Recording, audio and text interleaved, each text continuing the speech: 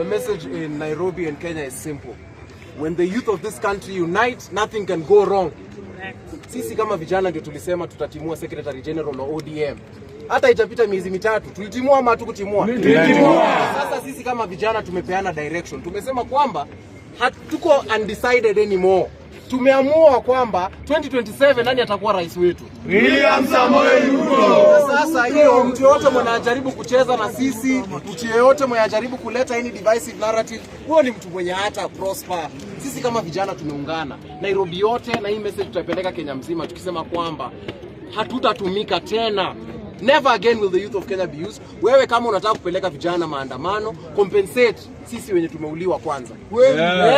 Wewe upeleke watoto wako. Yesi kuwa umeficha watoto wako majuu, alafu unataka sisi miili yetu na miili ya vijana wa ghetto ndio ipelekwe huko nje. Sisi tukimalizia pia tunasema mambo ya police brutality. Haiwezi kuwa vijana wamejitolea, vijana ndio wameshikilia serikali, vijana ndio wamekisha kuna peace, na hawa vijana mazee wanafuatwa kila saa.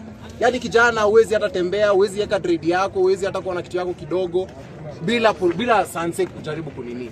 Serikali vile sisi tumeamua tutashikilia serikali, tunasema serikali pia ishikilie vijana.